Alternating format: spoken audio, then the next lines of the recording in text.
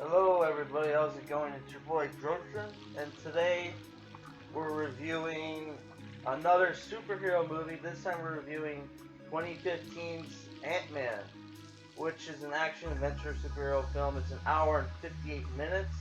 It's directed by Peyton Reed. Stars Paul Rudd as Scott Lang, Ant-Man, Evangeline Lilly as Hope Pym, which I don't know if that's a character in the comics. Um, I know Henry Pym had a kid, but I think he had a kid with like Tigra, and it was a boy, or Tigra, whatever her name is. You got Michael Douglas as Henry Pym, Michael Pena as Lewis, T.I. as Dave, David Dasmalchian as Kurt, who this guy was in. He's in a lot of movies. He was in like The Dark Knight Returns as one of the psychos. He was in Blade Runner, and he's going to be in the new Suicide Squad movie as Polka Dot Man.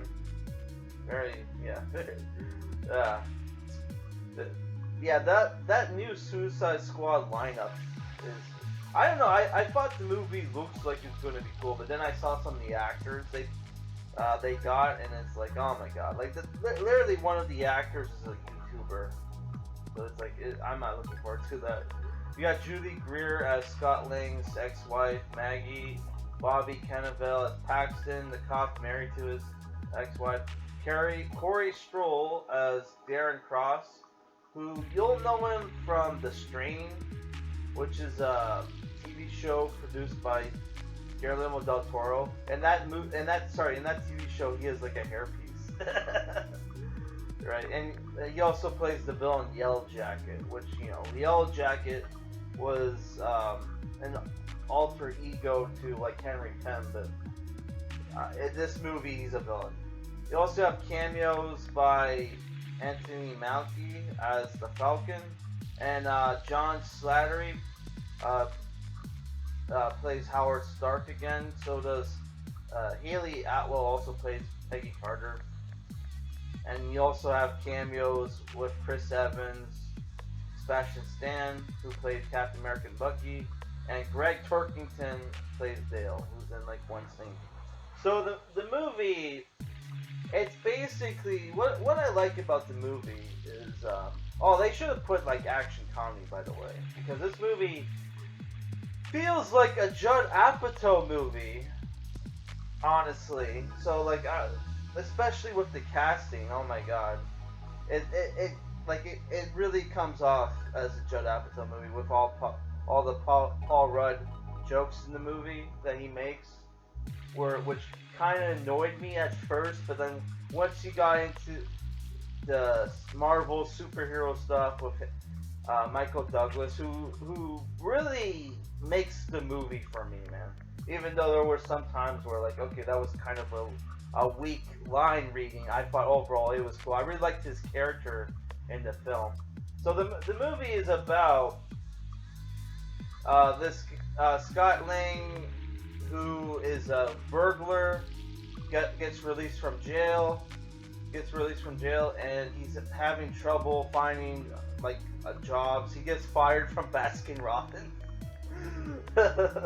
which that was a funny scene where like where like some dumb teenager comes up to the counters asking, hey, can I get some burger and fries?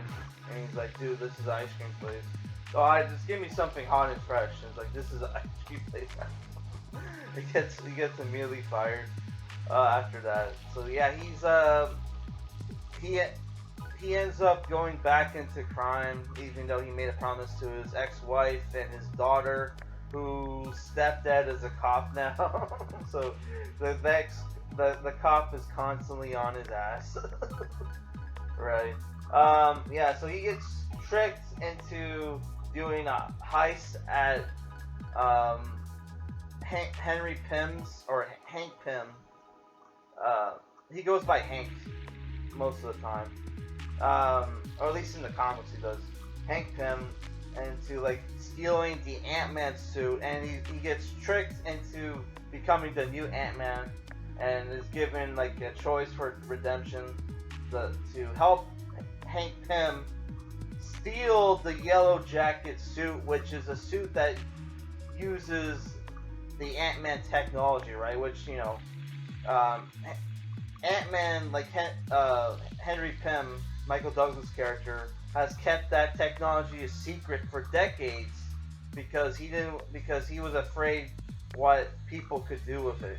Because and there's like Corey Stoll's character, Darren Cross, who's a ex-protege of Henry Pym, shows off a demo reel for the Yellow Jacket suit and how it could be used for like assassinations, assassinations and whatnot, and or it could be used as it could be mass produced, and then you have a whole army of Yellow Jackets. So what makes the Yellow Jacket or Ant-Man suits so dangerous is not just because you can shrink and unshrink at will, so it makes infiltration easier, but also while they're in their Ant-Man, while they're in their shrunken form, that they still pack the punch of a normal sized man, right? So hence all the scenes in the trailers where the tiny Ant-Man is being the shell of full-grown man, which wasn't a thing in the comics last time I checked, but then again, whenever I read Avengers comics, Henry Pym was never the Ant-Man. He was either Yellow Jacket or Goliath or Giant Man or whatever stupid name he was going by. So I do have a graphic novel with Ant-Man, but it's not with Henry Pym as Ant-Man. It's as Scott Lang. So I'm probably gonna review this on the channel. So the movie is, like I said, it's a superhero heist film with Judd Apatow style comedy. Even though this movie was co-written by Edgar Wright, which I think the other guy was Joe Cornish. Not showing me his name right now, but yeah.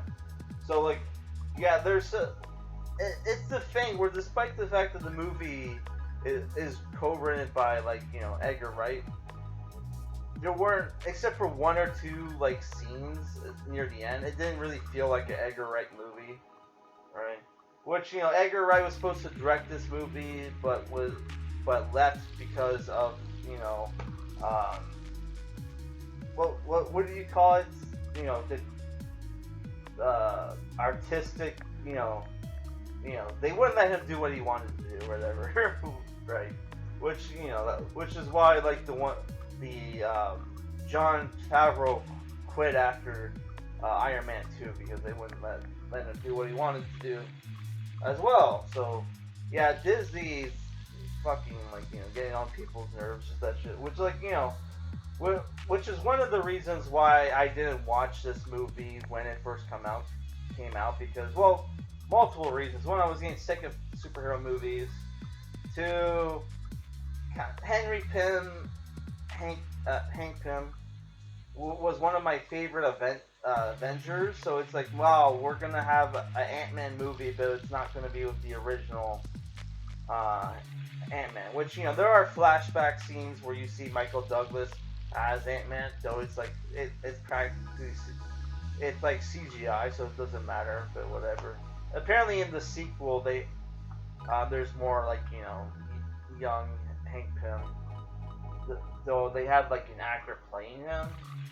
I don't know, maybe they CGI'd over his face or something. I don't know. But yeah, I would say the movie was very creative, which is what you would want from a heist movie, where you got to see Ant-Man, which I was surprised they kept the Ant-Man power where he can communicate with ants. So I was surprised about that. And what they did in the movie, where they incorporated different ants, like crazy ants, which I never heard of before, which I can have an electrical charge. They have bullet ants in the movie, which obviously if you're a fan of terraformers, then you've probably heard of bullet ants, which they're pretty cool. Though they have fire ants in the movie, they don't use them, which I don't know, whatever, right? But yeah, I thought it was like really unique that they included the different ants in the movie. You got the Paul Rudd's crew in the movie that he helps with the heist. I thought were really cool. Though, like Michael Pena was kind of dumb in the movie. Though, like I really liked the fact that they made up for his dumbness by giving him like one punch man powers, where he can like knock out a person in one punch. You literally see him like knock out like 3 people in like like 2 seconds, man. I was like, what the fuck? And like T.I.'s in the movie as the wheelman. He was okay. He's not given a lot of lines in the movie, but like he was fine. Though there was this one stupid like back and forth with Michael Douglas, which was kind of funny. Which like I said, Michael Douglas, in my opinion, sells the movie. He was great in the movie. I really liked the whole drama with him and his daughter, or like like they explain why Janet Pym is in the movie. Basically, she died. She died like disabling ICBM missile sent from Russia to the States, right? Where like one complaint of the movie I do have is that they foreshadow a lot of stuff, and all of the stuff happens in the movie. So it's like, wow, I thought that was a little dumb, but like, could you not have like they keep bringing up this, hammering in what happens if Ant-Man shrinks too much, that he'll just keep on shrinking and he'll end up in a different dimension.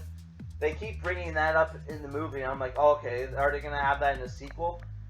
But it turns out he has to do it in the end of the movie to stop Yellow Jacket, and he's able to come back from the other dimension by using one of Hank Pym's like weapons, throwing discs that can enlarge or shrink objects. So he uses it to become a giant in the movie. Hence why he can turn into a giant in a Captain America Civil War movie, which Paul Rudd was the Ant-Man. Well, the Ant-Man character was great in that.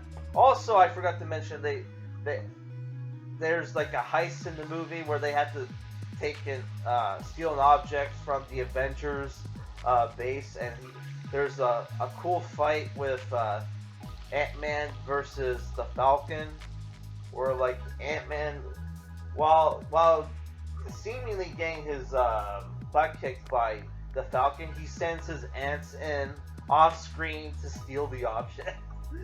Which he actually wins the fight at the end, which was cool. Or not, I would say win. He just gets away, right? But, So overall, I would say if you're a fan of like action comedies and your superhero films and like really creative use of powers like they are in this film, and there's also a lot of cool Honey I Shrunk the Kids like moments in this film, where like Ant-Man's getting shot out by like guys with guns, and he's like running through this like model city, and you see all this like the bullets are going through the model city, and you see all this like the wanton destruction, and I thought, wow, that was a pretty cool use of the the shrinking powers. That, and like there's a scene where Ant-Man and Yellow Jacket are fighting in like his daughter's room, and there's like what's his name? The stupid train with the face on it on the front, Thomas the Engine. So like they're fighting on this like Thomas the Engine track, and then like the Yellow Jacket is about to get run over by the Thomas the Engine train, and he's like screaming, but it just because it's plastic just flips over. Right, so I thought that was a funny scene. Then he then like froze it at like uh, he just throws it at like Paul Rudd, even though it does nothing, and then it gets enlarged. So there's like a giant, like I guess he froze like he throws one of his like enlarging discs, and it hits the the engine train toy, and like it, you just see the cops looking at it outside, and like, what the fuck is this? So yeah, I would say if you like your action comedies, I would recommend this movie. And like the girl from Lost, I thought she was good in the movie as well. Though I think she's a little past her prime, honestly, but because she's in her 40s. But Paul Rudd's in his 40s too, so they wanted to to keep the ages aligned. So yeah, I would say this movie's like 7.5 out of 10. Did Was not a fan of a lot of the Paul Rudd like jokes in the movie, but overall I enjoyed the movie. All right, guys, peace.